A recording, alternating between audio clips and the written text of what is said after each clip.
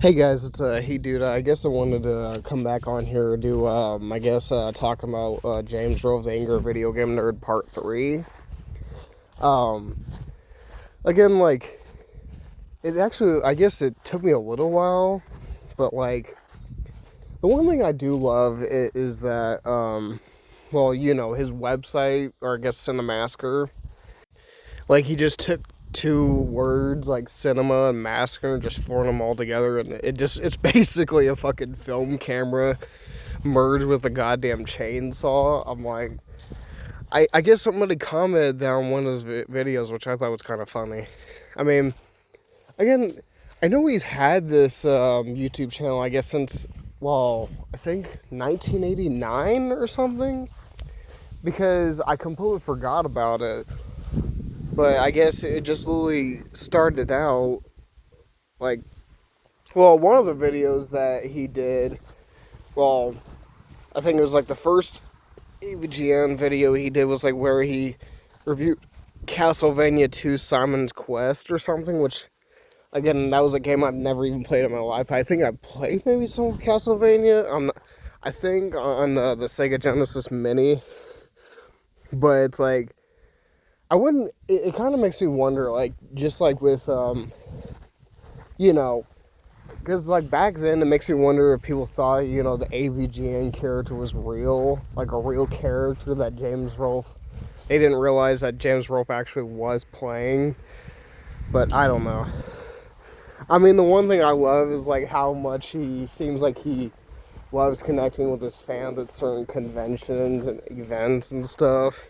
Again, he doesn't seem like he wouldn't be that bad of a dude to hang out with, to be honest. Like, I don't know, because, like, in my opinion, he kind of, makes, my time of watching YouTube a lot better, to be honest. I mean, because if this dude didn't exist, I guess, I love wherever I watched the fucking, video where he literally read fam emails or something, or I guess, I don't know. There was some of the most questionable shit I've ever seen. Like, this dude really went out of his way to make a fucking Sega Genesis stack up. I'm like, oh my fucking god. I'm like, that's some real commitment. I can't even do that. Like, that's like, that didn't even seem like a 32X add-on. That's like a fucking 32XL add-on. Like, what the hell? Not to mention, I honestly didn't know what the hell the Sega 32X was until I watched one of his videos or something. I guess I guess it's literally an add-on for the Sega Genesis Mega Drive console. I mean, the one thing I completely forgot about until I looked it up, I was like, I guess he and a bunch of I guess a dude called Call Me Johnny or something, I believe, who reviewed the Sonic the Hedgehog movie that came out in 2020. I was like, again, he seems like he has a decent taste in movies, in my opinion. The one thing I think is so funny is that a company literally made a vinyl, what looks like a fucking Funko Pop, but I was like, at least, this has more detail than a fucking Funko Pop ever would. But again, it looks so cool. Like, I kind of would want to get that, to be honest. Just, as like a collector's item or something. Not to mention, I don't know, I would maybe want to buy one of his shirts as well, but I don't know. I'm not sure how much shit of AVGN I would really want to buy, because, again, I'm a big fan of him and the character as well. Again, it's like, he just takes things he obviously loves from video games, and just puts his own fucking parody sort of spin on it. It's like, it's so funny. Like even with Doom, it's like he just made his AVGN letters into a Doom font type style, which I think is pretty cool. I think I remember, I haven't, maybe I've seen like portions of a video or some videos, but I guess he had a band called Rex Viper or something. I'm like, what the hell is Rex Viper? I've never even heard of that. Like, well, I guess at the time I didn't hear about it, but I mean, I only watched like maybe seconds of a goddamn video, but I mean, like, I don't know. I mean, I guess I forgot to mention it in part 2, I think, or 1, but the one thing I love is not just the intro itself, because that intro's probably been in there since maybe a little after day one, the same like Kyle Justin. But like, I guess I also like the thumbnails that he uses for his videos. It's some of the most brilliant work I've ever seen. Like, it makes me wonder if like he hired some of the people to do these. Like, they look so fucking awesome. Like, again, like, in my opinion, I feel like this is like a work of a genius. Like, it does make me wonder if James actually put his work into these thumbnails, or if he actually straight up literally hired people to do these, because it's honestly, they look so damn good. Like, I mean, I wouldn't even say some of the shit I've even drawn is even just as good as this. Like, bro, like, again, I'm kind of an artist, but I'm not this big of an artist. Or I guess I'm a big artist, but, you know, again, it's like, I still wonder if he does hire people, like if they actually still make thumbnails like this, or, you know, I don't even know, again, if it's like literally the same people that he's had, you know, for his videos since like, you know, 2004 or something, I guess. But like, even the fucking, I'm not even sure if it was a thumbnail, but I guess the Board James video or something, where it's literally rhyming with the word board games or something. I'm like, again, like, this dude makes so many, not only good thumbnails, but so much funny ass, you know, stuff for his videos. I even kind of like the NES fucking thumbnail I guess he has. Which I'm like, again, like, I mean, I'm not gonna say he, you know, and I don't know, so I mean, like, I have no fucking clue if he did all these or not, but like, I just like, if he did, I'm like, again, he did a really damn good job on all these. Like, it's like, that's just amazing. But like, anyway, the one thing I didn't quite understand, because I said, I think maybe in part 2 or something, like, why does he say he doesn't like Blu-ray, I guess, discs or Blu-ray physical releases, if he literally had most of his AVGN review episodes released on Blu-ray? I mean, I guess, even though we're released on Blu-ray, I guess that doesn't mean he has to like them, which I guess it makes sense. I didn't realize, you know, I guess there's some people who actually own DVD physical copies of his actual episodes, which I'm like, okay, that's pretty cool. I mean, I didn't even know there was actually, I guess thinking, I don't even know why I didn't know. I mean, the one thing I also do love is he, like 5 years ago, he uploaded a video of him and his, I guess, good buddies from his videos went to the last Blockbuster. I'm like, wow, like, it kind of makes me feel bad, because when I was a kid, I did not ever go to Blockbuster. I remember there was one in maybe, I don't know, somewhere in Missouri. I don't even know how many there was when I was a kid or whenever I was younger, but it's like crazy. I mean, like, I know where video rental stores were, but it's like I never went to Blockbuster in my entire damn life. Like, I don't know why. I couldn't really say why. It kind of doesn't make fucking sense to me at all, like, why I never really been to a Blockbuster, because I know that was a big thing for, you know, people who grew up not just with Blockbusters, but video rental stores in general. I mean, one thing I do love is how it just basically feels like, you know, sort of like a piece of history or memorabilia for, you know, who, I guess, not just grew up, but went into shit like this in the 80s or 90s or something. Which, I don't know, I guess it kind of makes me want to go to a Blockbuster, but who the fuck knows when that's going to be. But, again, I guess he's had the Cinemassacre brand since 2006 or something. Which I'm like, okay, like, how has he had this same brand since 2006? You know, I guess, you know, that was before he came, you know, 1989, one of his first videos that was recorded of him, like, I don't know, punching a fucking, you know, beanbag or something, or, you know, one of those, like, test dummies, I guess. I don't know. But yeah, there was even a video where I guess he was getting really fucking angry and pissed off even back in the day.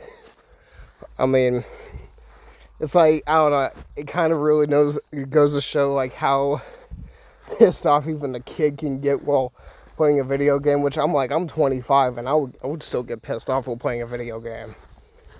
Another thing I also forgot that he did was a series that he, I guess, uploaded to YouTube where he literally was like either playing or streaming some Mario Maker levels that his kids made or something, which I'm like, that's pretty cool. I mean, like, imagine like you grow up and literally not realize that some of the levels that your dad played are literally uploaded to YouTube, and it's like that's pretty damn cool in my opinion. I haven't seen those videos in a long last while, but like I do remember actually watching those videos. I just completely forgot about them. Like,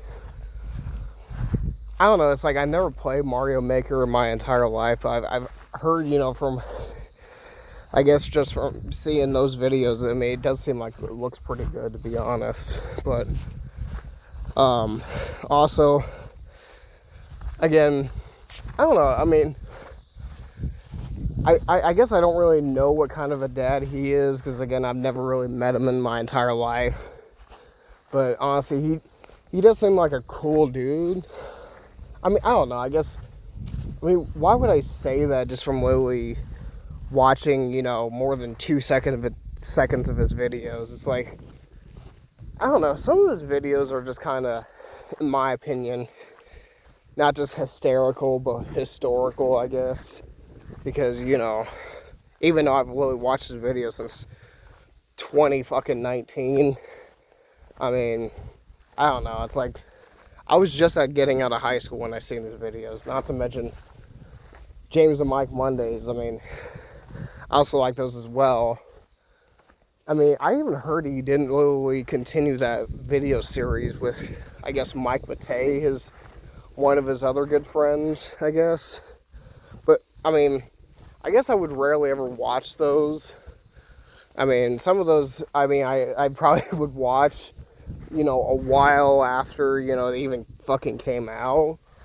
I mean, the only ones I've ever seen was the ones where they literally play fucking Page Master with Macaulay Culkin or something.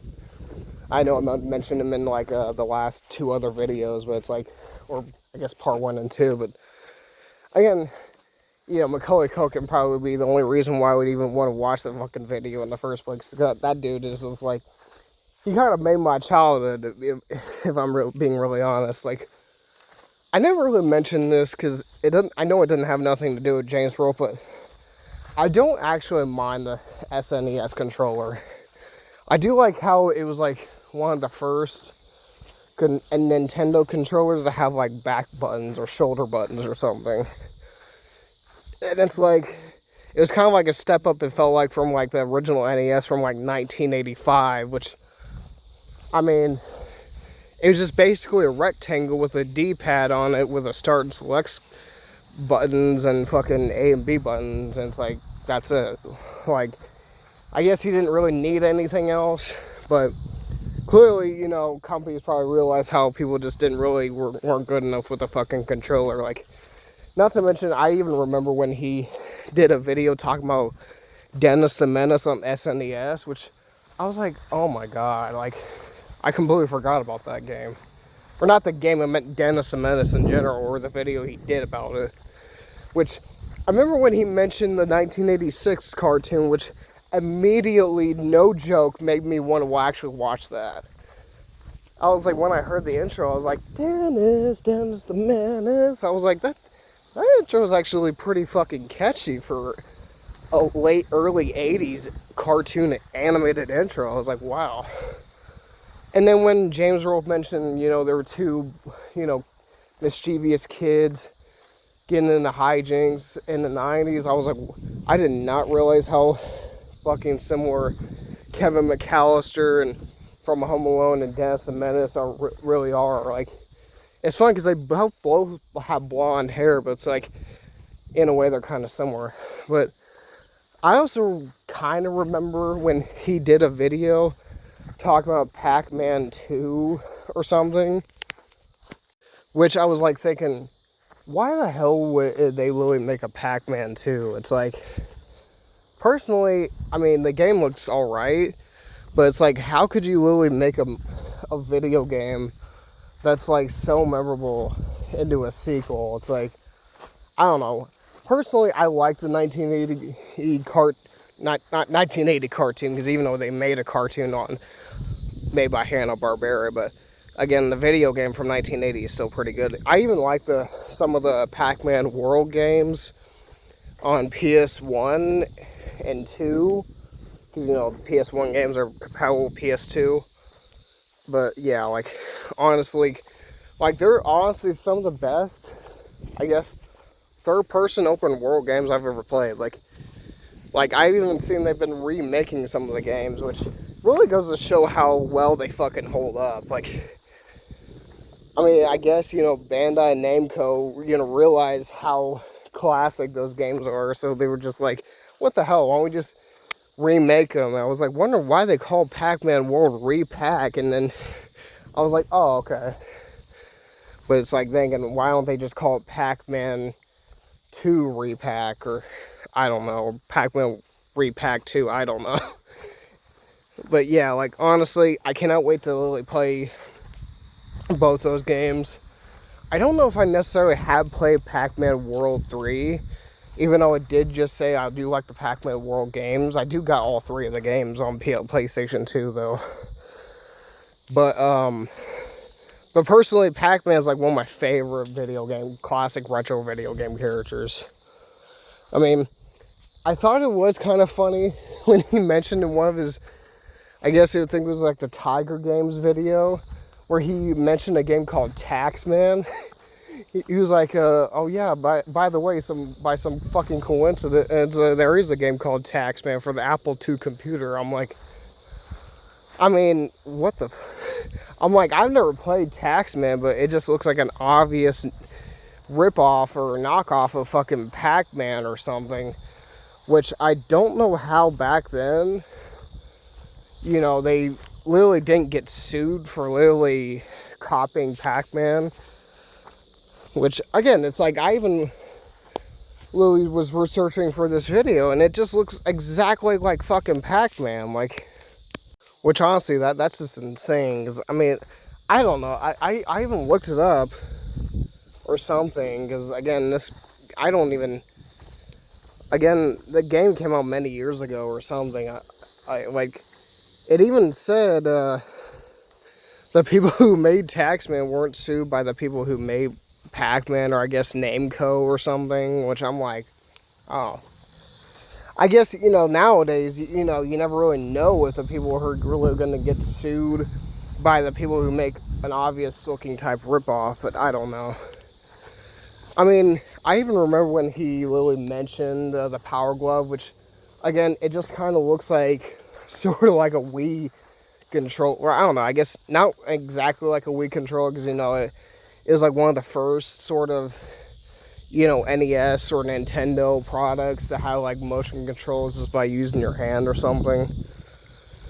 I mean, again, like the NES accessories video, I even love that one as well, because again, there was some of the stuff that he reviewed in that video that I didn't even know about, and I guess until I seen that video. Like the U-Force, like, the one thing I love is how he literally said it just looks like electronic battleship. I'm like, oh my god.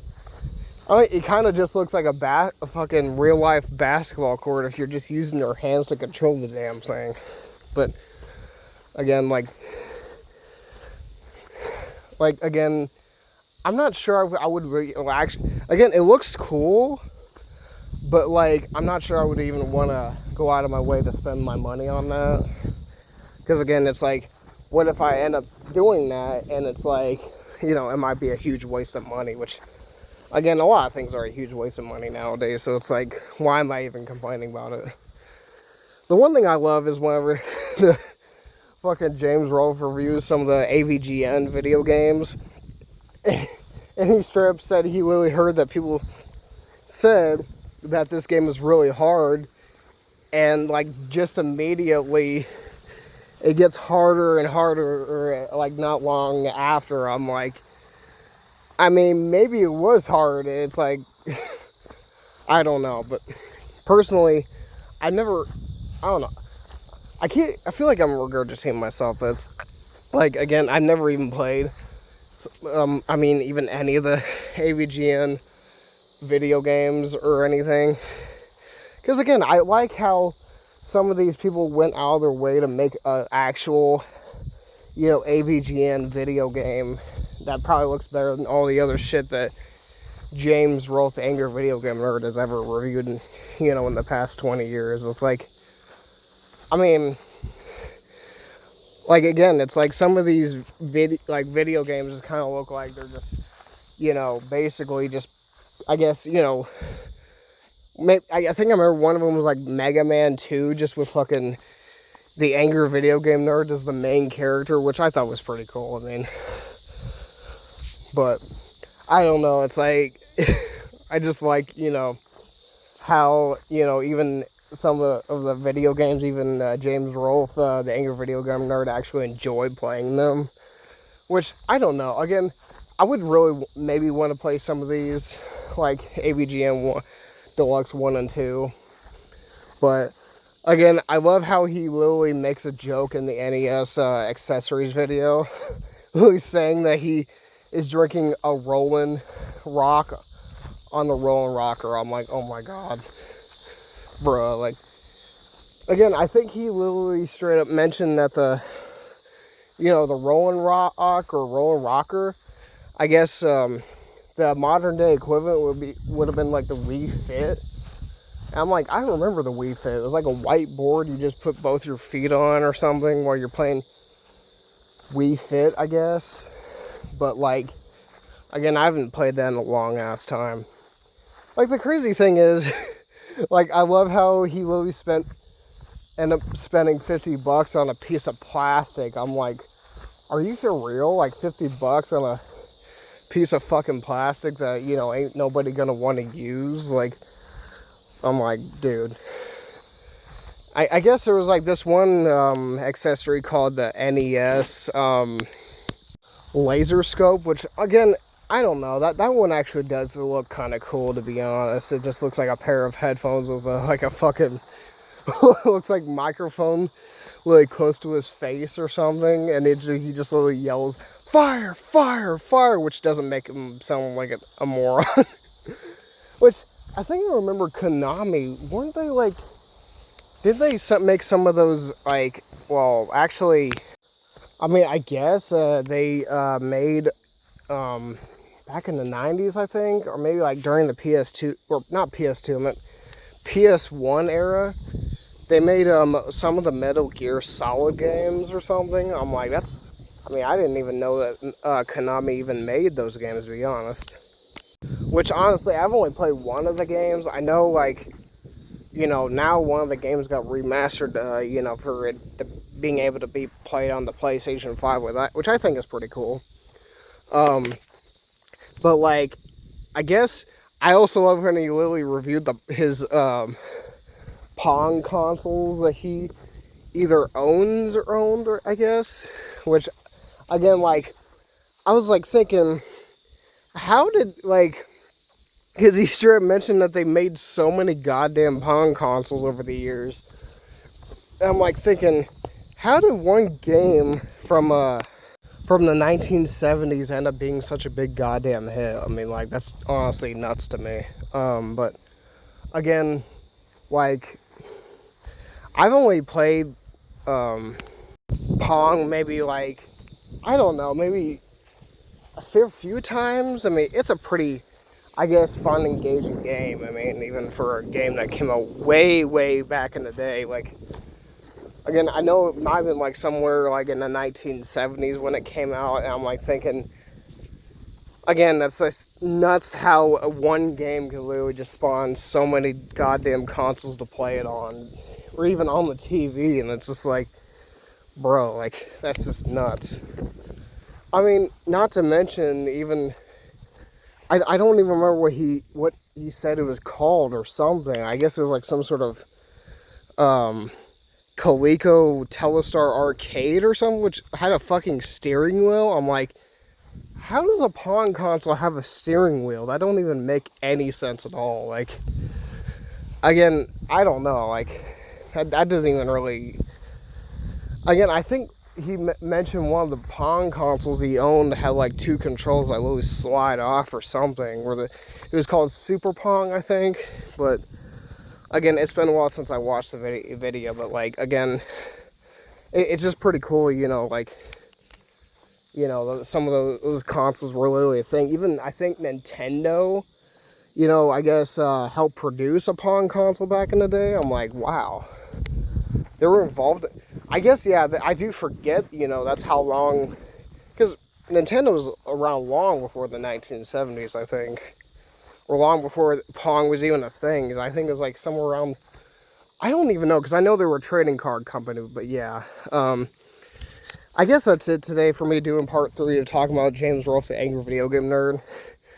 I think, you know, I might not make another video like this. I mean, I don't know. I'm probably going to end the series there. So I hope you guys enjoyed this. So I guess leave a comment down below if you guys want to. Subscribe, share, see you guys later. Peace out.